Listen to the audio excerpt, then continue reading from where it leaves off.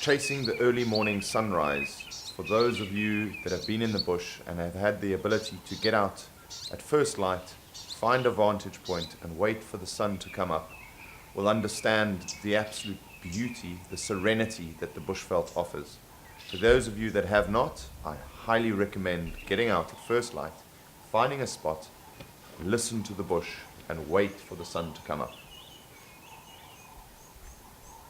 Just scanning around with the large lens, we saw this guy peek out of the bushveld, and man, I tell you what, my heart just dropped. What scares me most is coming across another human being with a gun in the bush. With poaching being as rife as it is in Africa at the moment, these people are the most dangerous mammals in the bushveld. Luckily enough, Adronet's 500mm could give us a good enough zoom to zoom in and see that he was wearing lapels, which meant that he was one of the Timbavati Rangers, the anti-poaching unit for Timbavati. So we decided to head off and go and have a chat with the Rangers.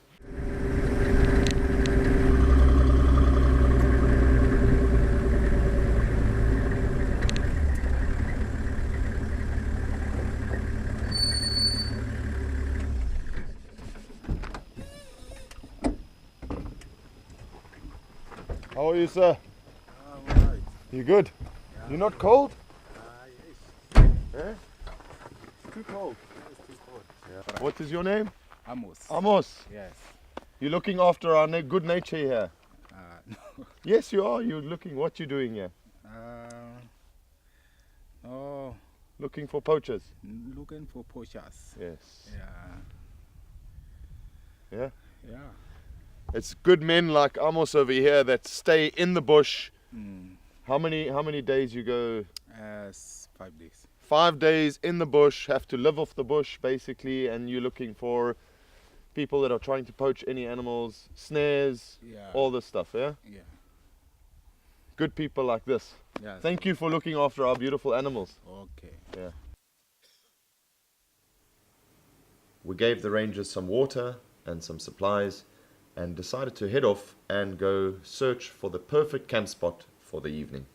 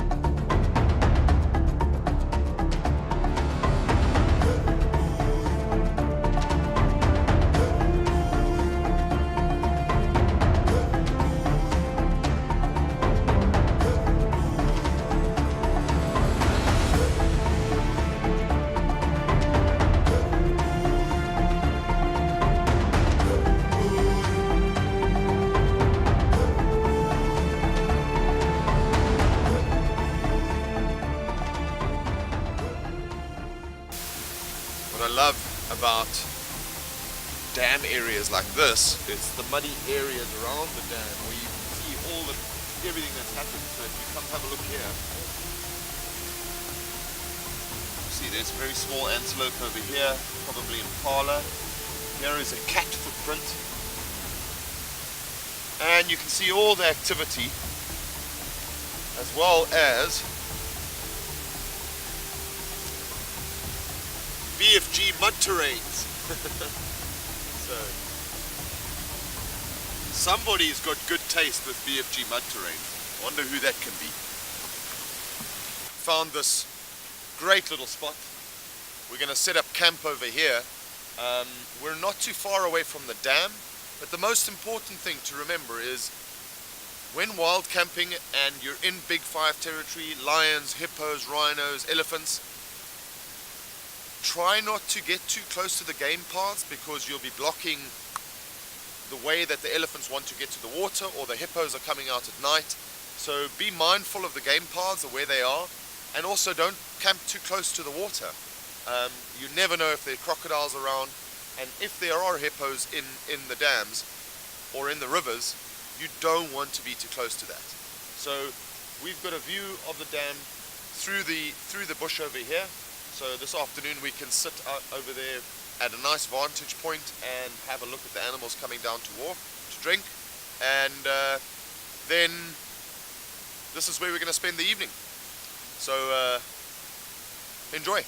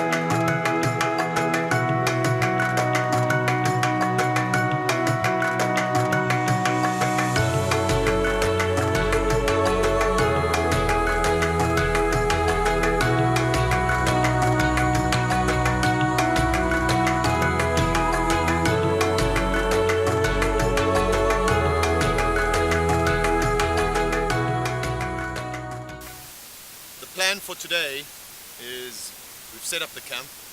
We're going to be wild camping here, but we're going to be joined by Etienne, one of the owners of the farm that we're on in the Timbavati, as well as my cousin Martin Meyer, who runs a safari company. He's going to be coming out.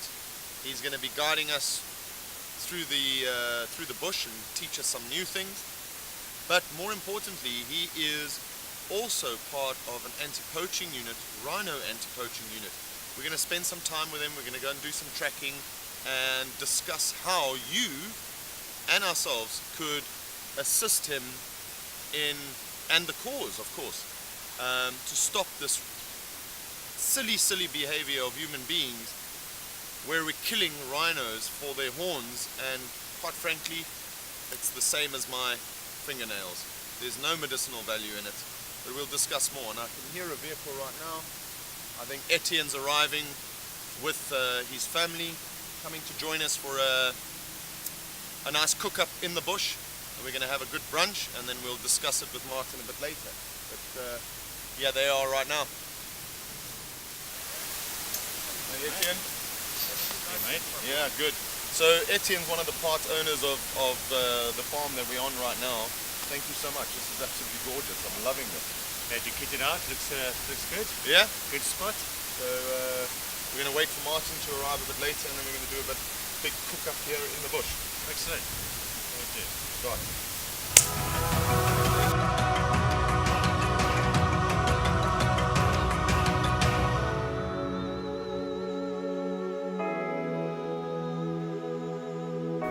We're here just about 100 meters, 200 meters away from the campsite. As I explained to you earlier, we don't camp right next to a dam or right next to a river. The last thing you want is to be in between the path of a hippo or an elephant where he wants to go and drink water. But we've decided to come down here and meet with Martin Meyer from Martin Meyer Safaris, my cousin, and have a little chat about Martin Meyer Safaris and what they do, and also have a chat about the anti-poaching unit that he's part of right now. So we're going to kick this off discussing about safaris and how Martin Meyer Safaris can help you out on this trip, and then we head into discussing about what you're doing to save the nature, really, because Martin Meyer Safaris would be nothing if you weren't going out there and ensuring that the endangered species survive. Because Absolutely. what's the point of us coming to Africa if we can't see anything? Correct. Yeah. So Martin, take it away. Let's have a discussion about Martin Mayer Safaris. What is it that you do and you offer as a company versus me going to a lodge, for example, and just using the rangers that are at the lodge? Sean, thank you very much. Exciting to be out here in the wilderness. Always a good place to be. And good to see the smile on your face because I know you're home in the bush. Yeah. And really to your listeners and to those that are subscribing to your channel, it really is, as we've seen travel change. We've seen the tourism market change. We've seen travel to Africa increase from many corners of the earth. And what we've really tried to do with Martin Mayer Safaris is position ourselves to be able to customize an itinerary and look at, all of us have different interests. You're traveling far from your home place and you have not a lot of time, and it's really to forecast the seasons and which country in southern Africa would suit what you'd like to do or what you'd like to see, and then seamlessly create that bespoke itinerary. We handcraft it through our offices, our consultants, and we'll then have a Skype chat to you and go through a couple of samples. What we pride ourselves on is we don't give you an automated email answer. So within 12 hours you'll get an answer from one of our operations managers. And then we start the dialogue. And typically we see 3 or 4 sample itineraries where you're very much part of the process. And I believe as tourism expands on the African continent and travel has changed, I'd rather get you in a position into a place that's off the beaten track, that you go home with that experience. Well, people don't have that, and like you said, go back to the bucket list. And if you've been saving up for a number of years, you might put together 10 or 20 days that you've saved up and you can do it. Again, it depends on how you do it. If you're going to go 5-star lodges, you're going to burn through cash a lot quicker, and you might have a shorter vacation. And you can stretch it if you're doing self-drive or whatever the case may be. But we're talking East Africa now, and what if I want to go and see the gorillas or the chimpanzees for that matter? Well, that's a great combination. We're seeing that absolutely, to be able to see that once in a lifetime experience. So we're seeing a lot of the Kenyan safaris, the Tanzanian safaris, and then it's an easy travel time into Uganda, but also into Rwanda.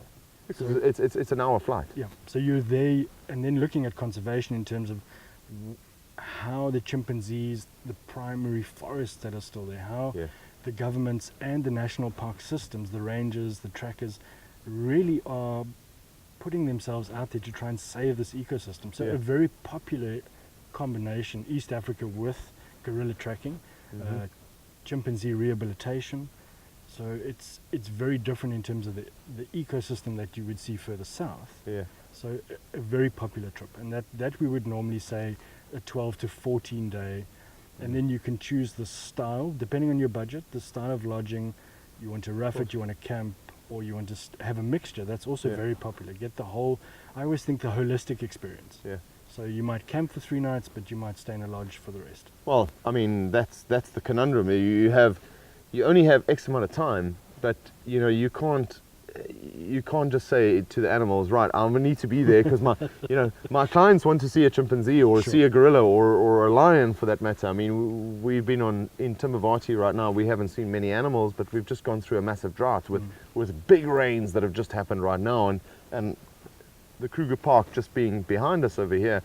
Those animals will probably start tracking back over here, but you can't say, you go to a zoo if you want to see everything on one day. But I think it's, So looking... it's time, really. It's time. Rather, instead of saying 10 days, stretch yourself for 15.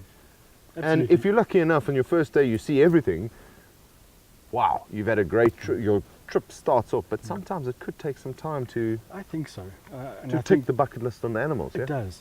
And I think what we do for a lot of our clients, once we always say, what are your expectations? Because it is difficult. It's such a vast continent.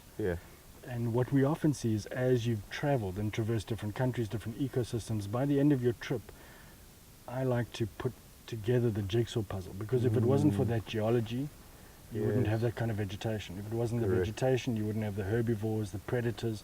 So it's really going home with understanding how that fits together, and that's what we're conserving through through tourism. So Martin's out here today. Martin's going to take us on a little bit of a walk, a guided walk, and we're going to be discussing the second part of this discussion, which is conserving nature and conserving the rhinos, which I think everybody in the world is on about at the moment. But you know, where we've moved from elephants to rhinos, and there's so many animals out there that aren't getting all the press that the rhinos are getting, that we'll discuss a little bit later. But we'll go through a walk, and we're probably not going to see any animals because there's nothing here right now, but nature in itself tells a story, and that story, to me, if you understand it, you don't need to see animals. If you open up the book and you go page by page and see what's left behind over here, it all tells a story. So Martin, thank you so much. I'm going to put Martin's link to his website below. You'll probably see it on the screen right now, but it'll be on the link. Martin, once again, thank you for taking the time, coming out and taking us for a drive today and a guided walk. It's really appreciate your time.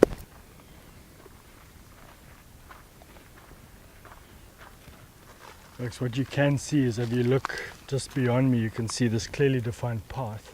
This is what we would call a game trail, and often used by animals to walk to a source of water. So as you look ahead of me, you can see there's a lot of mapani. So this thicket, there's a little bit of water up ahead. So what we are going to do is, as we did in the briefing, we're going to keep quiet, we're going to walk closely together, we're not going to talk, we're going to try and minimize our movement. And the reason for that is that we have an animal here called the hippopotamus, and hippos are extremely territorial when it comes to a water body. So as we approach, we try and minimize our noise, because as we walk, obviously my footstep makes a lot of noise.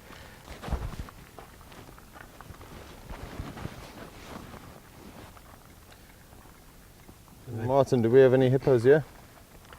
Sean, from what I can see, there's no sign yet, but you've always got to look at your high ground. So we're really trying to use this vantage point just to have a look, but I don't see any activity in the water. But again, a cautionary in Africa, we have what we call the Nile crocodile, also obviously the hippopotamus.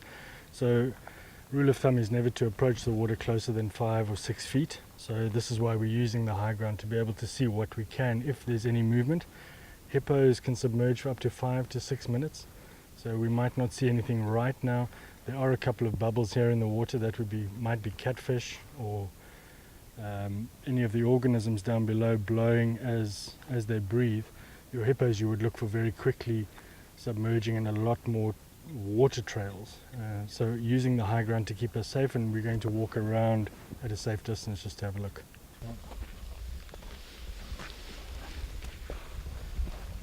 Folks, we were speaking about the leopard earlier. We've seen the tracks moving towards the water. We've spoken about the hippopotamus being a territorial animal in this specific body of water.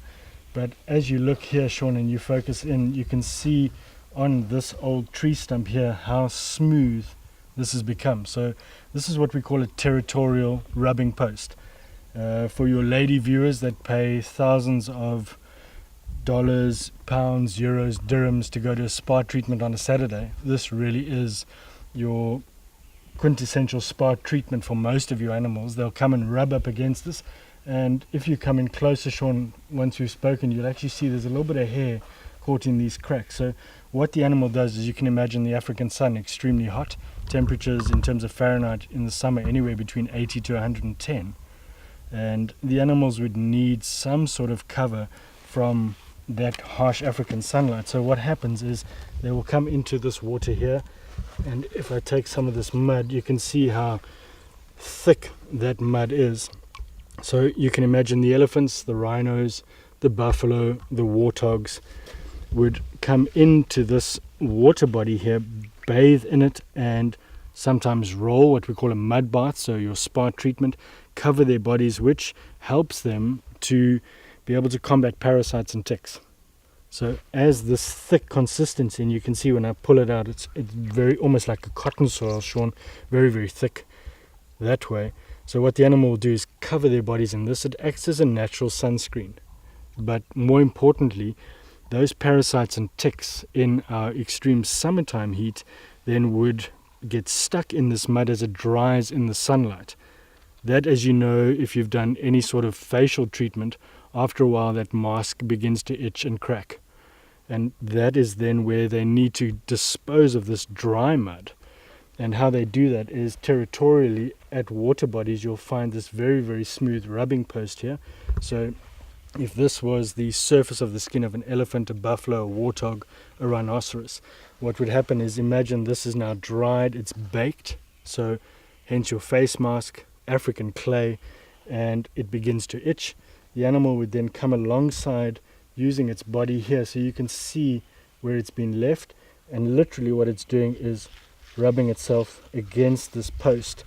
What that does is it gets rid of the mud, but within this dry mud sit the ticks and the parasites. So think of an exfoliation, a mud pack, a mud bath, and this is what you're seeing here. If you come in on camera nicely in the light, you'll see the remnant of, and if we look at this height, I would gather either the side of a rhinoceros, maybe a smaller buffalo.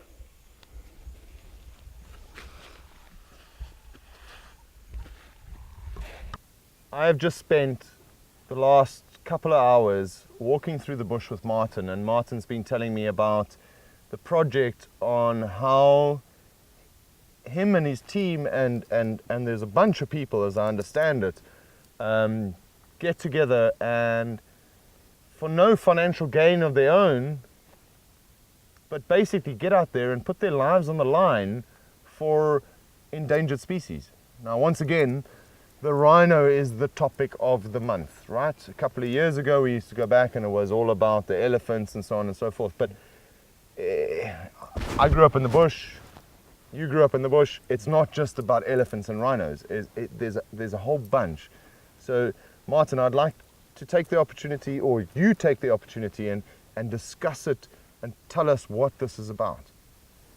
Sean, again, a wonderful privilege having been out in the bush earlier and just, as you said, looking at the telltale signs, Yeah. And how the ecosystem fits together. And really, that is our natural heritage. As you've said, yes, elephants, rhinos, obviously in the press, but we face, for me, a greater challenge. And that is, if we don't protect the land that has that ecosystem, we lose what we call in the industry key species. Yeah. So to put it into context for your listeners and your viewers, we look at, first is obviously drug trafficking, which is a scourge of the planet. We have human trafficking, which is even more scary. Yes. And number 3 on that list has now become wildlife trafficking. So it doesn't discriminate between rhinos, elephants, pangolins, hornbills, giraffe, absolutely. And I think if we look at the fathers of conservation, Dr. Ian Player, an incredible man in terms of a visionary who saved the species we have in southern Africa, the black rhino. Yeah.